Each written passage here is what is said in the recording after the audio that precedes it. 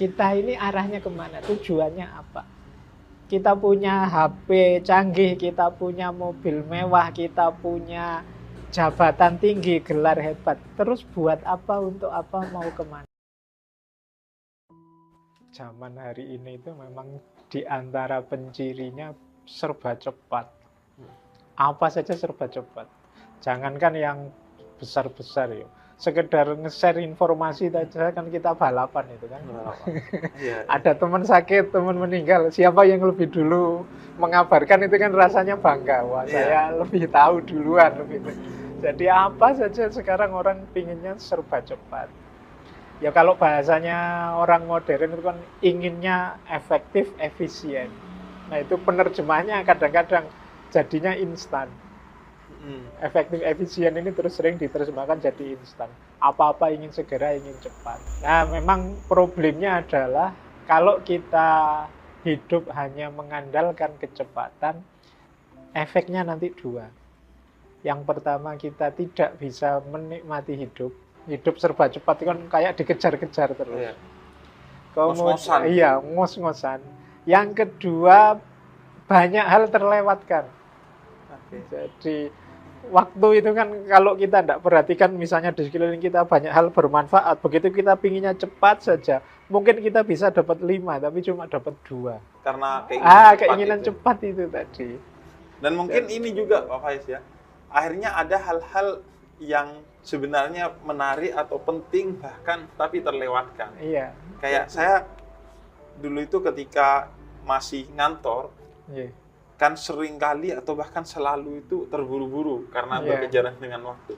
Nah akhirnya ada teman-teman tuh yang cerita, oh di sana tuh ada taman bagus, ada kafe bagus, yang sebenarnya tiap hari saya lewati. Tapi saya gak ngeh gitu, karena terburu-buru. Iya, karena kita terburu-buru. Kalau pakai bahasa lain, kalau kita selalu dengan mode terburu-buru, khawatirnya dangkal. Jadi kalau ilmu misalnya terburu-buru, ya hasilnya dangkal. Jadi ngertinya hanya itu, dia tidak telaten untuk sabar, mungkin banyak hal lain yang harus saya ketahui. Itu kalau dalam hal ilmu. Jadi maka ya penting untuk latihan sabar, mengendalikan proses, mengendalikan kesabaran mengikuti step-step sesuatu. Ini menurut saya penting. Makanya tadi saya sebut yang pertama, kita itu sering tidak menikmati hidup. Orang itu kalau mengejar kesuksesan ya, mencari keberhasilan ya, segera ingin hidupnya naik derajatnya ya. Tapi yang sering orang lupa itu menikmati step demi step, tahap-tahap dalam hidupnya ini. Ini yang kemudian ya bahasanya tadi ingin cepat, tapi padahal proses itu kan juga perlu kita nikmati. Nah, itu antara efeknya. Tapi ya memang generasi hari ini mungkin sejak lahir sudah terkondisikan begitu. Beda zaman saya, mungkin termasuk era Habib ya. Zaman kecil itu kan masih banyak hal yang membuat kita ritmenya tidak secepat hari ini. Saya ngalamin era tidak ada listrik, kemudian ada listrik. Saya ngalami era tidak ada internet, kemudian ada internet. Mungkin zaman Habib awal-awal dulu kalau nulis ya ngetik biasa. Ya, pakai mesin ketik. Ya, terus komputer itu era zaman dulu MS-DOS sama yang pakai WordStar, saya masih ingat, saya skripsi saya pakai WordStar Pentium. Pentium dari yang paling awal sampai jadi yang kalau ngeprint itu satu halaman bisa 1 menit sendiri, kerik, iya kan itu, iya. Itu kita mengalami yang ritmenya agak lambat, tapi sekarang kan sekali ngeprint bisa 1 menit sekian puluh halaman, sudah cepat. Jadi memang modenya hari ini itu mode yang serba cepat. Maka penting memang kalau bahasanya filsafat itu ada momen-momen kita menarik diri sebentar. Termasuk yang muda-muda. Menarik diri dari dari dilibat oleh sistem yang serba cepat ini. Kalau dalam agama ada momen kita dianjurkan melakukan muhasabah, kita dianjurkan melakukan tafakkur, tadabbur tentang ritme hidup kita ini. Itu menurut saya momen-momen yang penting kita manfaatkan. Bukan berarti kita harus lambat, Pak. Enggak. Cepat oke, efektif oke, efisien oke, tapi semoga tidak dangkal tadi. Semoga tidak banyak hal yang penting-penting terlewatkan. Semoga tidak membuat kita tidak menikmati hidup, akhirnya kurang bersyukur. Iya. Tapi mengendalikan dirinya tuh gimana, Pak Faiz ya? Agar tadi kayak sabar dan lain sebagainya. Kalau untuk saya sih, saya enggak tahu kok tiba-tiba kata orang, wah Pak Faiz itu. Padahal mungkin ya enggak juga, ya kadang-kadang ya gelisah juga, kadang-kadang ya bingung juga, kadang-kadang ya rasanya terburu-buru juga pasti ada itu. Tapi menurut saya begini, jadi untuk ritme yang cepat tadi, kalau bahasa permobilan, itu kita harus punya kendali penuh terhadap mobil ini dan remnya juga harus pakem. Jadi kita tahu kapan kita ngegas, kapan kita ngerem. Jangan gas terus. Naik kendaraan itu kadang, saya kok gini ya, itu mungkin perlu menarik diri sebentar. Saya kok sudah rutin kayak gini terus, apa ini kondusif ya, apa ini positif ya? Itu saatnya kita. Jadi momen muhasabah ini diaktifkan. Sehingga nanti kita tidak terjebak muter di situ terus sistem. Saya ingat ada seorang filosof, namanya Marcuse dari Jerman. Dia mengibaratkan hidup kita yang serba cepat hari ini itu seperti kita naik bis mewah. Bisnya ini mewah, fasilitasnya luar biasa. Mungkin di dalamnya ada karaoke-nya, ada AC-nya, ada toilet mewah macam-macam. Tapi kita tidak tahu bis ini mau kemana. Jadi apakah ke jurang ataukah ke mall atau kemana. Yang penting bisnya mewah. Nah, hidup kita hari ini karena kita modenya serba cepat, kadang-kadang kita lupa. Kita ini mau apa sih? Iya. Kita ini arahnya kemana? Tujuannya apa? Kita punya HP canggih, kita punya mobil mewah, kita punya jabatan tinggi, gelar hebat. Terus buat apa, untuk apa, mau kemana? Nah, ini pertanyaan yang sering sulit dijawab oleh kita hari ini. Jadi, maka sindirannya Marcuse menurut saya menarik. Jadi, bis mewah ini kita tidak tahu mau kemana. Nah, era yang kita sebut teknologi informasi digital dan lain sebagainya, itu terus mau apa? Kalau sudah 4.0 terus mau apa? Kalau sudah canggih teknologi kita mau apa? Ini yang jarang kita pikirkan. Sehingga katanya Mahatma Gandhi kan, manusia itu teknologinya canggih tapi tidak humanistik. Nah, humanistik ini bagi saya ya termasuk arah tadi. Ini mau dibawa kemana? Nah, karena kita sangat cepat, apa-apa lari, apa-apa pingin segera nyampe, pingin segera. Cuma targetnya target artifisial kalau bahasa ya, target sementara yang ini tidak esensial. Jadi kayak tempat transit sementaranya saja, yang itu kita ingin segera sampai. Tapi setelah itu ya sudah. Kayak kita kalau kebut-kebutan naik mobil luas buanter, tapi terus sampai rumah ya terus nggak ngapa-ngapain. Iya. Jadi seolah-olah diburu pingin apa, tapi begitu sampai kamar kos ya santai-santai lagi, tidak ada apa-apa. Wong tadi pelan-pelan menikmati di jalan kan bisa, mungkin banyak hal bisa dinikmati, disyukuri, lihat keindahan ya. Tapi kan pingin buanter terus ya tidak ada apa-apa. Dan ini, kalau saya tuh sering berpikir, Pak Faiz, sengebut-ngebutnya kita, lebih cepat berapa menit sih ketimbang orang yang nggak ngebut. Iya. Jadi makanya ada tokoh Stoik namanya Marcus Aurelius itu. Ini ada pepatah Stoik yang terkenal sekali. Alam semesta ini tidak pernah terburu-buru, tapi semuanya tercapai. Jadi, contohnya gimana tuh, Pak? Iya. Matahari dari timur ke barat, apa pernah ke susu? Biar segera nyampe barat, segera kan enggak. Ya dia sesuai saja ritmenya, sesuai asalnya. Musim berganti kan ya sesuai saja aturannya, tidak pernah terburu-buru dan semuanya tercapai. Semuanya tercapai. Iya. Karena mereka sudah menjalani sesuai dengan tujuan itu. Ada tujuannya, dia tahu mau kemana dan untuk ke sana dia butuh kecepatan sekian dan lain sebagainya. Jadi dia ngerti pola yang harus dia jalani. Jadi sebenarnya tadi yang Pak Faiz singgung ya, Pak, yang terpenting itu kedaulatan diri sehingga kita bisa mengukur jadi seharusnya ini berapa lama. Sering saya bilang kuncinya orang hidup itu dua, tahu diri dan tahu batas. Tahu diri itu tadi, ngerti aku ada di mana, posisinya di mana, tujuan hidupku apa, itu bagian dari tahu diri. Besok mau apa dan lain sebagainya. Yang kedua tahu batas. Jadi tahu batas itu kita bisa mengendalikan keinginan-keinginan kita. kita bisa ngontrol diri kita sepenuhnya, itu bagi saya tahu batas. Banyak kegelisahan kita hari ini justru sebabnya adalah kita lupa batas kita. Nggak tahu entah itu terlalu rendah atau terlalu tinggi. Jadi kalau ingin bahagia, bagi saya ya kuncinya dua tadi. Tahu diri dan tahu batas. Ngomongin tujuan tuh kan kalau di filsafat ada teleologis ya, Pak Faiz ya, tentang bagaimana pentingnya tujuan, menentukan tujuan. Nah kita itu kan anak muda sering ya jalani aja, gitu. Sehingga sering dari milih jurusan kuliah salah karena sekedar jalani aja, milih istri salah padahal ini fatal seumur hidup.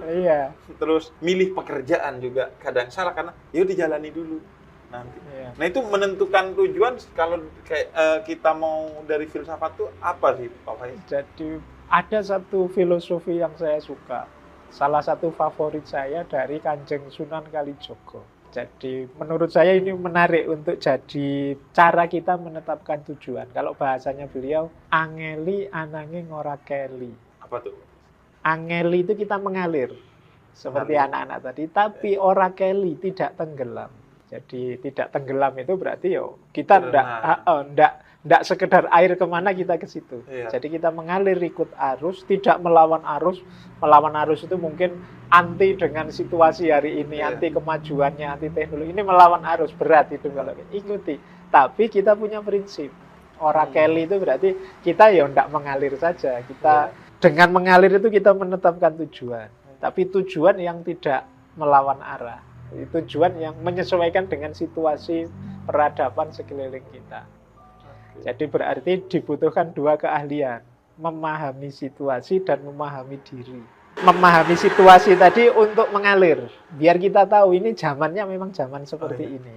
Nah, ora keli tadi berarti kita memahami diri. Aku punya prinsip, aku punya target, aku punya idealisme, aku punya ini untuk biar kita enggak sekedar ikut saja. Jadi kalau prinsipnya hanya mengalir saja, ikut saja, ya kalau pas alirannya beres membawa kita ke yang baik-baik. Kalau alirannya negatif, kita terbawa ke yang negatif.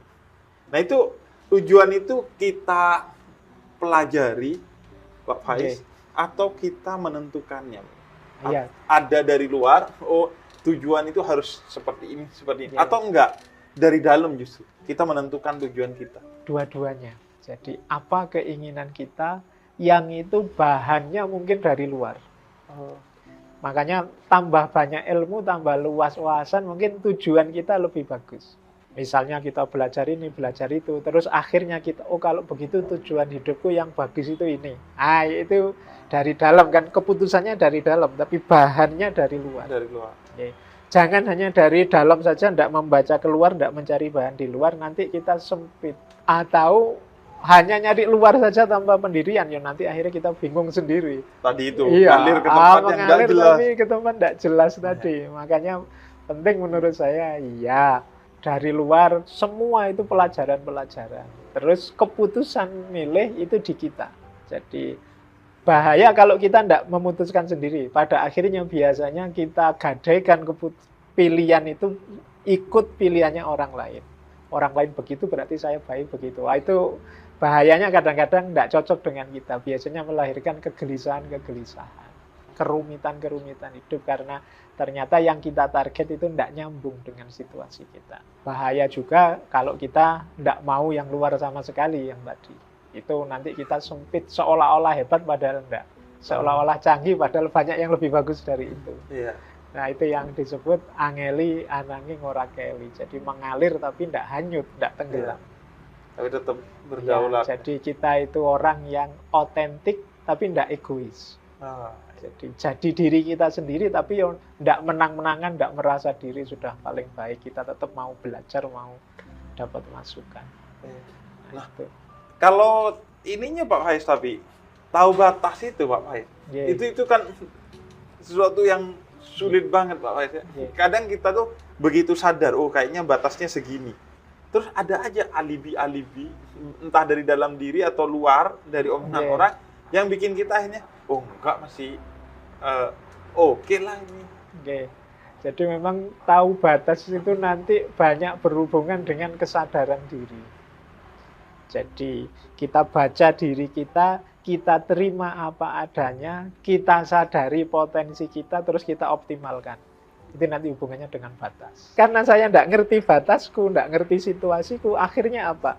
Target ini kemungkinan hanya melahirkan kekecewaan. Jadi melahirkan kegelisahan. Jadi bukan berarti kita salah bercita-cita, cuma kita kurang realistis cita-cita kita karena kita kurang cerdas membaca diri kita, posisi kita. Jadi itu kemudian pentingnya ya kita memberi waktu untuk diri kita sendiri ya. Jadi kita harus, itu tadi pentingnya muhasabah, tafakur, membaca diri. Jadi ngerti, oh aku ini orangnya pemarah kok, maka aku hindari situasi-situasi ini. Itu namanya tahu diri. Aku sulit kalau jadi guru misalnya, aku ini ternyata kalau ngomong sulit memahamkan orang. Ini tahu diri. Jadi guru itu mulia, tapi saya tidak matok jadi guru, bukan berarti saya tidak ingin menyebarkan ilmu, tapi aku tahu diri. Aku ngomongnya tidak bagus. Mungkin aku lebih manfaat kalau di sini, bukan di situ. Itu namanya, ini hidup semacam ini menurut saya lebih membahagiakan. Tapi jebakannya itu kadang, Pak Faiz, kalau anak muda itu sekarang akhirnya overthinking. Jadi akhirnya mereka terlalu berpikir berlebih dan tidak pernah menemukan sikap, apalagi melangkah untuk memulai sesuatu. Itu banyak banget tuh, tengah malam tuh waktunya anak-anak muda tuh mikirin. Ini gimana sih? Overthinking itu menurut saya bagian dari ketika orang tidak sadar tentang dirinya. Tidak tahu tentang dirinya. Overthinking itu orang yang mengerahkan daya pikirannya di situ tentang sesuatu yang dia sendiri mungkin sulit memecahkannya. Dipikir terus tidak diputus-putuskan, muter bulat terus di situ, tidak ada jalan keluarnya. Nah, di antara orang tahu diri itu dia sadar batasnya. Ini memang masalah rumit. Aku bukan ahlinya. Berarti ya sudah stop. Nah, itu menurut saya salah satu solusinya overthinking itu malahan. Kita tahu diri. Sudahlah memang bukan wilayahku. Kalau katanya Konfusius kan kita menemukan yang pas, yang cocok itu kan jalannya 3. Ada meniru orang lain, ada berpikir sendiri, ada ngalami sendiri. Nah, yang pertama ini mudah, enak. Yang kedua ini berat, kayak mikir tadi overthinking tadi. Yang ketiga ini pahit, kata Konfusius. Ngalami tabrakan dulu baru belajar, oh berarti saya nggak boleh. Itu kan pahit. Ya, jadi yang pengalaman ini baik. Nah yang kedua yang berpikir sendiri, refleksi sendiri, ini berat. Memang tidak semua orang bisa. Kalau kita tidak sadar kapasitas kita, akhirnya overthinking, gelisah terus tentang dirinya. Ada jalan paling mudah, meniru. Jadi orang-orang yang mungkin menurut kita baik, kita idolakan. Ya disebut mudah juga, tidak terlalu juga, kadang-kadang kita salah idola juga bisa meleset. Tapi ini maksudnya tidak mengerahkan daya berat seperti kita overthinking tadi, berpikir, kok ya guruku yang ini kok nyaman ya, enak, saya tiru saja lebih enak. Ini lebih ringan, kita tinggal mengambil yang insya Allah kalau kita asal tidak salah pilih juga ya insya Allah pas caranya. Ini yang disebut mudah. Jadi kalau saya memahami diri itu ya seperti itu juga tadi. Kita sulit, Pak, saya batasnya di mana, anunya di mana. Boleh kalau bahasa akademinya nyari benchmark. Saya kalau jadi kayak orang itu mungkin bisa kok. Nah, ini mudah. Jadi kalau saya meniru beliau yang hanya seperti itu misalnya, hanya dalam tanda petik ya, mungkin saya mampu kok. Kalau sekedar jujur atau tawaduk saya bisa kok. Tapi kalau yang hafal Quran itu saya tidak mampu. Itu loh. Jadi meniru lebih mudah ini. Tapi kalau berpikir sendiri kadang-kadang yang memang perlu kapasitas tertentu. Berat, tapi bagus kalau bisa. Kalau bahasanya anak muda itu ATM. Amati, tiru, tapi ya modifikasi agak bedanya. Sesuai kita. Jadi ada yang ditiru itu lebih mudah memang. Cuma ya kuncinya memang awas salah pilih yang ditiru. Karena begitu salah idola ya nanti kayak tadi akan melahirkan masalah baru. Itu berarti balik lagi ke batas kita dalam ngefans ke orang ya, Pak Faiz ya? Iya, nanti ada hubungannya dengan itu juga. Wong kita itu kan sebenarnya makhluk yang sangat terbatas. Kalau apa saja kita pikirkan sendiri, sebenarnya kita tidak akan bisa hidup kok. Kopi ini saja, kalau saya sambil mikir, ini jadi cappuccino kayak gini, bahannya apa ya, terus gambarnya bisa kayak gitu, caranya gimana ya. Itu mungkin ya kita gelisah sendiri, ada masalah, nambah problem. Jadi kita harus ngerti kapan direm Anda. Ayo, memang saya tidak ahli kopi. Jadi jadi sudahlah, yang ini nggak usah dipikir. Oh, yang itu nggak usah lah. Ini penting menurut saya untuk anak-anak hari ini yang sering terdistraksi oleh isu-isu medsos, isu-isu yang apa saja nyampe ke kita terus kita pikirkan. Dan kita berusaha untuk komentari. Apa saja terus kita komentari. Itu yang menurut saya mungkin akan jadi masalah dalam hidup kita. Itu bagian dari overthinking tadi. Harusnya kalau kita tidak mikir, tidak apa-apa kok. Wong ya siapa kita misalnya. Tapi kita memaksa diri untuk komentar, untuk ikut mikir. Akhirnya sebenarnya yang kena dampak efeknya malah kita sendiri. Kita jadi gelisah, kita jadi tiba-tiba punya masalah baru, bahkan kadang-kadang punya musuh yang baru karena beda perspektif. Nah, itu karena kemampuan rem tadi yang kurang pakem. Jadi ada kalanya kita begitu ada isu, oh ini bukan wilayah saya, ya sudah. Ada kalanya gitu saja. Mungkin banyak hal justru lebih baik begitu. Kalau saya bilangnya kalau kita sering overthinking, jangan-jangan kita ini bakat untuk sekolah filsafat. Karena filsafat itu kan mikirin sesuatu yang menurut orang berlebihan. Ngapain kamu mikirin hal-hal begitu? Bisa begitu juga, atau juga sebenarnya enggak filosofis. Enggak filosofis. Iya, karena filsafat itu cinta kebijaksanaan. Kebijaksanaan itu orang yang ngerti kapan maju, kapan mundur, itu bijaksana. Kapan harus berhenti, kapan harus lanjut. Sehingga ya nggak akan overthinking. Iya, nggak akan overthinking. Jadi makanya kalau ada orang, wah filosof itu ngeyelan, nggak bisa kalah kalau debat. Kalau ada orang sangat ngeyelan, bagi saya malah bukan filosof. Iya. Justru dia tahu diri. Dia nggak tahu titik kebenaran di mana yang saya harus berhenti. Oh ini sudah. Jadi kalau orang ngeyel itu kan salah benar, dia ingin menang. Nah, kalau orang tipenya ini bagi saya malah bukan filosof. Justru filosof itu orang yang mau, oh iya engkau lebih benar. Itu bagi saya filosof. Dia mau berkomitmen pada kebenaran, bukan pada egonya. Nah, kalau berdamai dengan orang yang mungkin lebih benar, itu relatif mudah ya Pak Faik. Tapi berdamai dengan orang yang salah. Ini problem kita di medsos, kita udah tahu salah, kita benerin dia, tapi dia ngotot nih, Pak Faik. Iya, jadi memang ngobrol dengan orang yang ngotot, yang cara berpikirnya pokoknya, itu ujian berat. Iya, itu sulit kita yang nggak bisa diberitahu pokoknya ini. Jadi itu titik, kalau bahasa saya ya, titik ketika kita harus kayak bahasanya Al-Quran itu, Rasulullah kan pernah juga diingatkan oleh Allah kan, innaka la tahdi man ahbabta itu. Bukan engkau yang memberi hidayah, tapi Allah.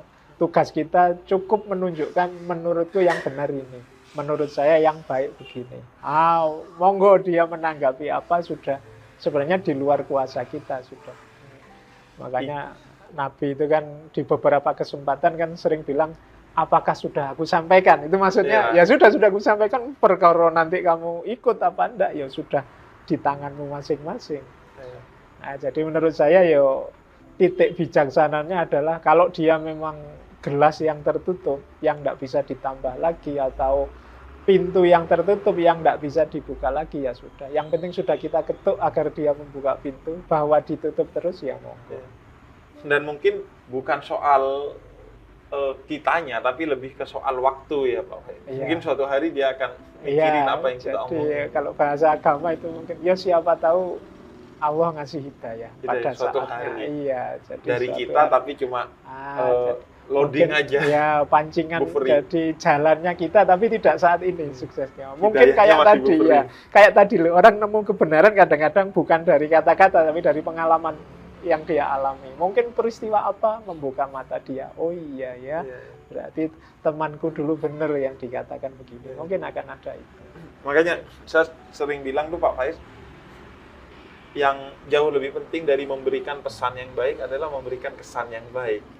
Agar kesan baik itu nempel sehingga suatu hari orang itu ingat kepada kita. Itu dulu omongannya salah tapi kok kesannya baik.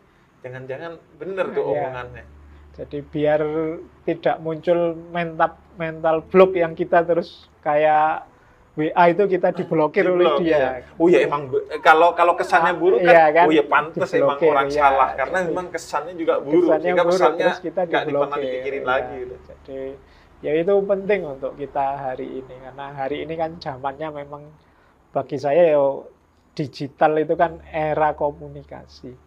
Yang cirinya hari ini itu antara lain tindakan komunikasi lebih penting daripada makna komunikasi kalau hari ini.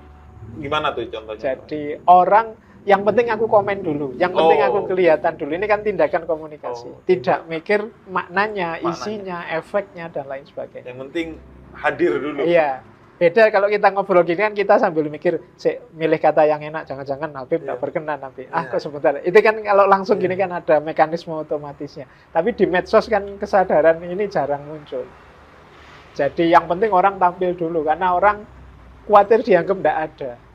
Jangankan itu, kadang berita teman sakit aja semuanya harus tampil mendoakan. Tidak cukup satu orang, mari bersama-sama kita doakan. Dan tidak gitu, semua kadang cuma di copy paste aja dari atasnya, di copy ya kan semuanya.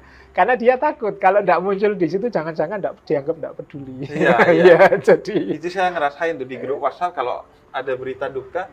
Iya. Kalau kita nggak ikut komen padahal udah banyak. Iya. Padahal mungkin kita yang tidak komen diam-diam ngirim Fatihah, diam-diam mendoakan. Tapi kan rasanya koyok belum peduli kalau belum. Iya. Jadi hadir secara fisik ya. Itu yang saya sebut tindakan komunikasi dianggap lebih penting daripada makna dan kedalaman komunikasi. Jadi ya itu makanya pentingnya kita mengatur segalanya termasuk memberitahu yang baik-baik, termasuk perilaku yang untuk dicontoh tidak sekedar isi yang kita omongkan. Itu nanti jadi memberi tuntunan tidak sekedar memaksa dan lain sebagainya. Jadi situasi-situasi penting kita hari ini karena generasi era ini menurut saya generasi yang tidak bisa hidup tanpa jaringan, tidak bisa hidup tanpa medsos, tidak bisa hidup tanpa HP dan lain sebagainya. Mungkin beda dengan kita. Zaman saya masih ada era tidak ada listrik, ada era cuma radio saja sama tape recorder zaman itu. Jadi seandainya tidak ada listrik pun saya bisa membayangkan masih bisa seneng kok dengan melakukan ini itu. Tapi generasi hari ini mungkin tidak bisa sudah. Dan akhirnya jadi aneh aja melihatnya Pak Faiz ya. Karena teknologi itu kan dibikin untuk memudahkan kita dalam berkomunikasi.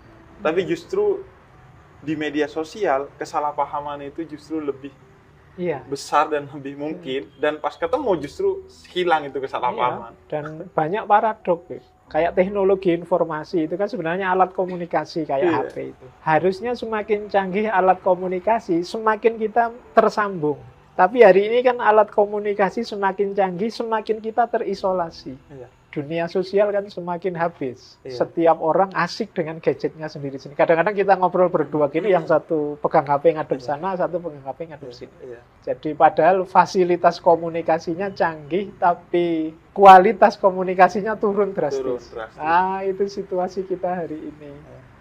Dan penting untuk refleksi. Jadi yang saya bilang tadi ya, kita muhasabah. Bukan berarti terus kita balik, kalau gitu tidak ada teknologi saja, tidak mungkin, peradaban tidak mungkin dibalik arahnya. Tapi ya kita yang saya bilang tadi, kita harus sadar kapan ngegas, kapan ngerem, kapan memanfaatkan secara bijaksana. Terima kasih Pak Faiz ya. Ini obrolan ngalur ngidul yang penting manfaat.